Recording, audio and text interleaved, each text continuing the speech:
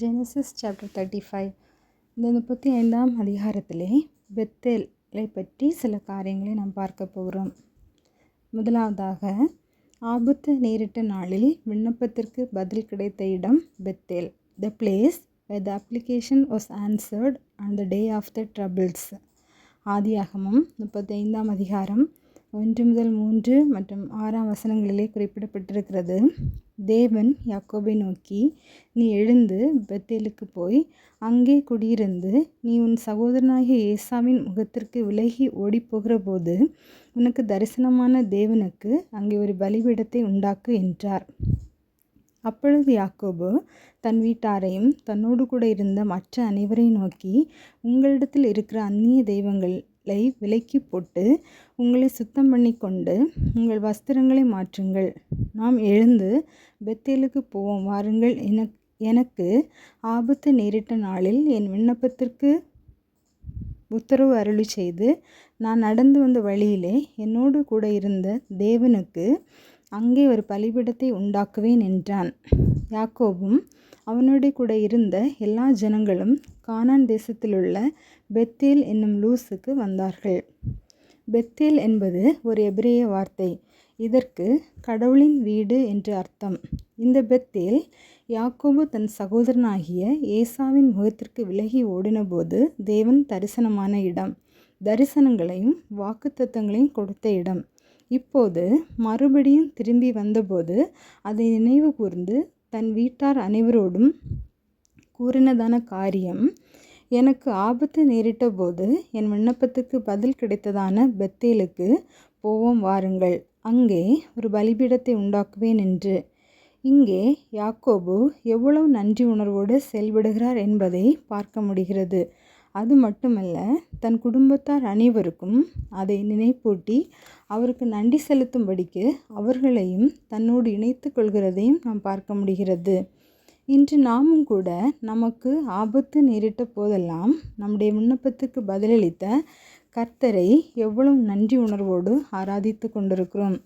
சபை கூடி வருதலை விட்டுவிடாதிருங்கள் என்று வேதம் நமக்கு அறிவுறுத்துகிறது.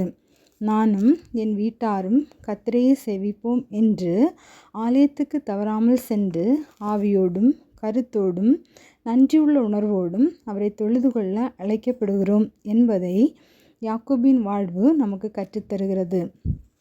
இரண்டாவதாக, கர்த்தர் தன்னோடு பேசின இடம் Bethel. Bethel is the place where the Lord spoke to him. ஆதியாகமம் 35ஆம் அதிகாரம் 9 முதல் 15 குறிப்பிடப்பட்டிருக்கிறது. யாக்கோபு பதான் அராமிலிருந்து வந்தபோது தேவன் அவனுக்கு மறுபடியும் தரிசனமாகி அவனை ஆசீர்வதித்து, இப்பொழுது உன் பெயர் யாக்கோபு, இனி உன் பெயர் யாக்கோபு எனப்படாமல் இஸ்ரவேல் என்று உனக்கு பெயர் வழங்கும் என்று சொல்லி அவனுக்கு இஸ்ரவேல் என்று பெயரிட்டார். பின்னும் தேவன் அவனை நோக்கி, நான் சர்வ வல்லமையுள்ள தேவன், நீ பலுகி பெருகுவாயாக, ஒரு ஜாதியும் பற்பல ஜாதிகளின் கூட்டங்களும் உன்னிடத்திலிருந்து உண்டாகும், ராஜாக்களும் உன் சன்னதியில் பிறப்பார்கள். நான் ஆபிரகாமுக்கும் ஈசாக்குக்கும் கொடுத்த தேசத்தை உனக்கு கொடுப்பேன், உனக்கு பின் உன் சந்ததிக்கும் இந்த தேசத்தை கொடுப்பேன் என்று சொல்லி தேவன் அவனோடு பேசின ஸ்தலத்திலிருந்து அவனை விட்டு எழுந்தருளி போனார். அப்பொழுது யாக்கோபு தன்னோடே அவர் பேசின ஸ்தலத்திலே ஒரு கற்றுணை நிறுத்தி அதன் மேல் பானபலியை ஊற்றி எண்ணெயும் வார்த்தான்.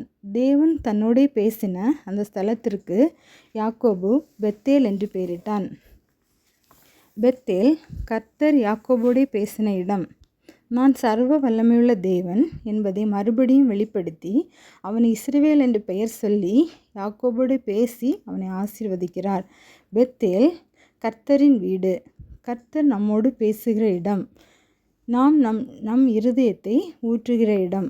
பெத்தேல் சர்வ வல்லமையுள்ள தேவன் தன்னுடைய ஆற்றலை வெளிப்படுத்துகிற இடம்.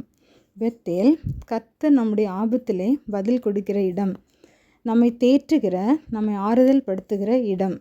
பெத்தேல் கர்த்தர் நமக்கு ஆவி ஆத்மா சரீரத்தில் விடுதலை கொடுக்கிற இடம். பெத்தேல் நம்மை ஆசீர்வதிக்கிற இடம். ஆவலோடு விரும்பி இவைகள் அத்தனை காரியங்களையும் நம் வாழ்க்கையின் அனுபவமாய் பெற்று அவருடைய பிரசன்னத்தில் மகிழ்ந்து கலிகூர்ந்து அவருக்கு மகிமையாய் ஆசீர்வாதமாய் வாழ்வோம். கர்த்தருடைய நாமம் மகிமைப்படுவதாக. எங்களை அதிகமாக நேசிக்கும் நல்ல தகப்பனே, இந்த நாளிலும் பெத்தேலை பற்றி சில காரியங்களை நாங்கள் கற்றுக்கொள்ள எங்களுக்கு உதவி செய்தீங்க.